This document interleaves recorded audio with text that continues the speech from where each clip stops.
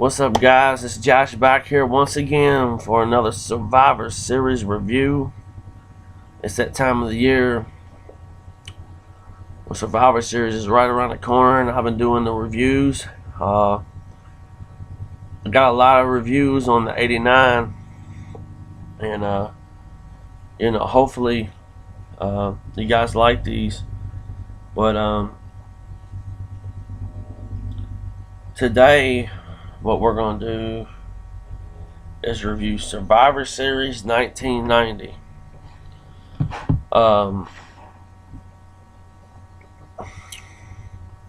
Survivor Series 1990, there was a lot of new faces like making their debut with the Survivor Series. And this was the first time in a Survivor Series that all of the Sole Survivor faces would face all the Sole Survivor heels in a main event match at the end of the night. But this Survivor Series took place in Hartford, Connecticut. The first match was the Perfect Team versus the Ultimate Warriors, and in this one we had the Perfect Team was the Demolition 3-man, Axe Smash, and Crush. That's when Crush, right when he started coming around, and of course Mr. Perfect, versus the Ultimate Warrior, Texas Tornado, and the Road Warriors. This match, in my opinion, should have been way better than it was. I didn't think it was a very good match. Like Demolition and the Road Warriors all got disqualified just like that. I mean, this match was short. It was really short. Then you had Mr. Perfect versus the Texas Tornado, and the Ultimate Warrior. Perfect eliminated Tornado. And believe it or not, the last two guys was Perfect and Warrior. And Perfect made Warrior look good, of course. And of course, Ultimate Warrior won. He was a Sole Survivor. So he is now, he's a Sole Survivor, and he will be on the team later on in the night.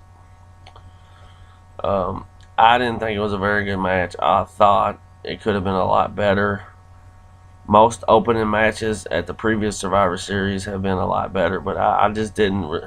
I liked all the guys in it, but it just, to me, there was something missing there. It wasn't a fucking hood off. It wasn't a very good. I didn't think it was a very good match. Then we go to Sean Mooney. He's interviewing the $1 Million Team.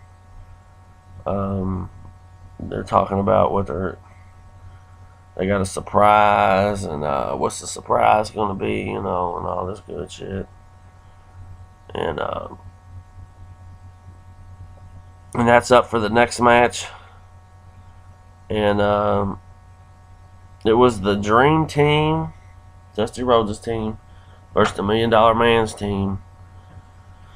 And the Dream Team, we had Dusty Rhodes, Koko B. Ware, and the Hart Foundation taking on Ted DiBiase,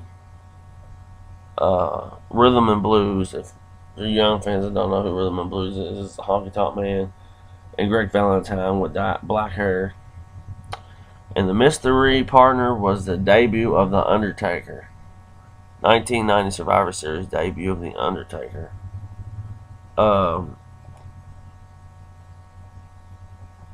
First, I like this match. I thought it was a pretty good match. We've seen something different from The Undertaker. Back and forth they go. In this match, the day before, Bret Hart's brother, I actually read this in his book, Dean Hart, died, and he wanted to dedicate the match to him. It's a pretty good match. Bret Hart eliminates a couple guys. Undertaker ended up getting disqualified or counted out, one or the other. I can't remember. But Undertaker had a pretty good debut. But anyway, the last two guys in the ring are DiBiase and Bret Hart, and they go at it really good. Really good work when them two work together. And the end of the match, Bret Hart goes off the ropes and does like a flying body press on DiBiase. But then DiBiase rolls him over and beats him for the 1-2-3. I thought this was a really good match. Really good. Then we go back to Mean Gene. He interviews the Vipers. If you can remember this Survivor, the Vipers versus the Visionaries. This was the time when the model Rick Martel had kayfabe Jake the Snake's eye, and this was another match that let me down. The Visionaries were Rick Martel, Power and Glory, and the Warlord versus the Vipers, Jake the Snake Roberts, the Rockers, and Jimmy Snuka.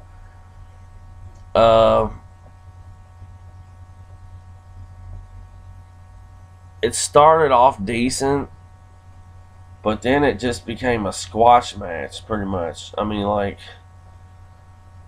I didn't like it. I didn't really care for the match. I mean, the whole team of the Visionaries won. That's the first time in Survivor Series history that all four men of a team have advanced. So, DiBiase and DiBiase and the Visionaries would advance. So now in the main event match for later on the night, you've already got, it's a 5-on-1. Warrior's only face. That's, of course, Warrior, But then we go back to a backstage interview with Sean Mooney interviews the Hulkamaniacs. This was a pretty good match also. It was the Natural Disasters versus the Hulkamaniacs. It was natural disasters were Earthquake, Dino Bravo, Haku, and Barbarian versus the Hulkamaniacs of Tugboat, Hacksaw Jim Duggan, Big Boss Man, and Hulk Hogan. I liked it. It was a pretty good match. The last two, this match goes back and forth, man. And at the end, the last two are Hogan and the Barbarian.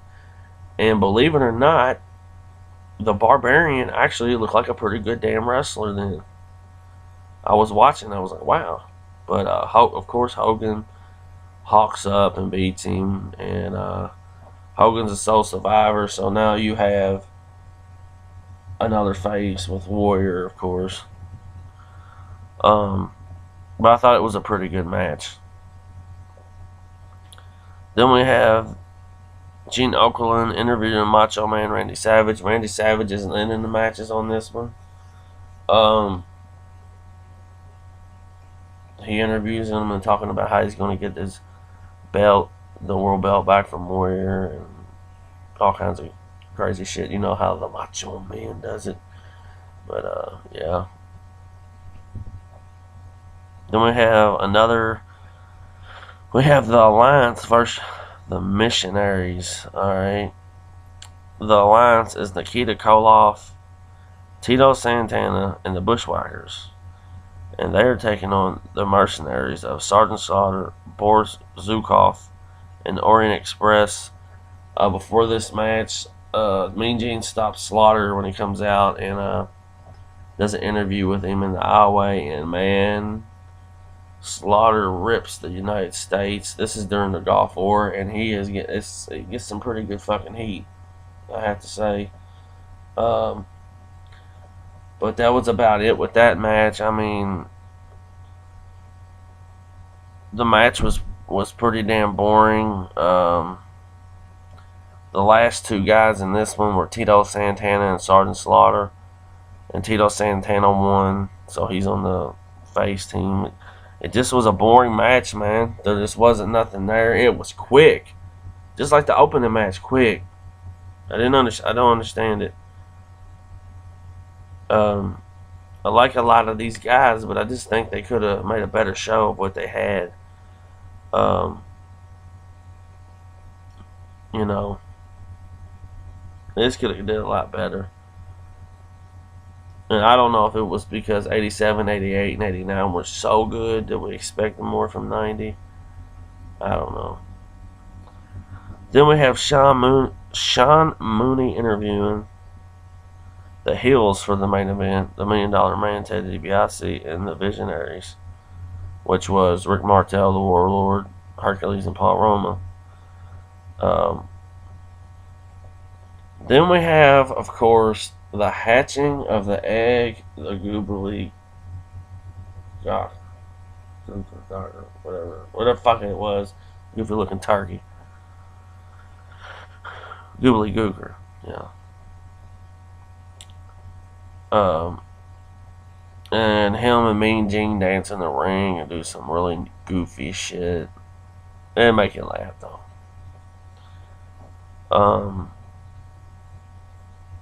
Then Sean Mooney interviews Hogan, Warrior, and Tito Santana.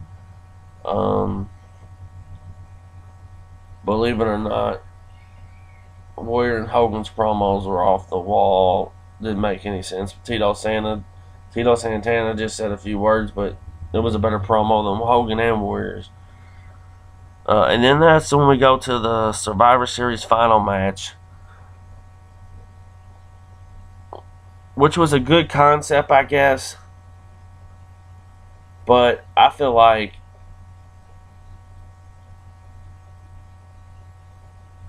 you should have had some better heels in there than Warlord and Power and Glory. I can dig Rick Martel and DiBiase, but come on, you know what I'm saying? In the main event, we got Rick Martel, Power and Glory, and the Warlord in the $1 Million Man verse. Hulk Hogan, Tito Santana, and Warrior. This was also, once again, a fast fucking match. Warlord gets in fucking eliminated fast. Tito Santana gets eliminated fast. Rick Martel leaves, and then the last two guys, it's 2-on-2. It's Hogan and Warrior versus Hercules and DiBiase, and of course, Warrior and Hogan go on and beat them. And my thoughts, I thought this Survivor Series was kind of down from the previous three. You had a lot of great talent on the card, but you could have did so much better with it. But it was cool because we got to see a lot of guys debut, not making their debut, but Undertaker made his debut, but a lot of guys' first Survivor Series, like Crush 'em, Demolition, the Texas Tornado, the Road Warriors. There's more, but honest to God, if I had to pick a favorite match on here, it would be the Dream Team versus the $1 Million Team. I like that match because it was the debut of The Undertaker, and it was a decent match, you know. And Bret Hart put out some people, and you gotta respect his work. But that's my favorite match from 1990. I hope you guys liked it. I'll have 1991 tomorrow, guys. Keep checking in. I'm going to do the first 10. I've already knocked out 4, so I got 6 more to go. Please subscribe to my channel. And like I always say, get your money and pay your bills. Peace.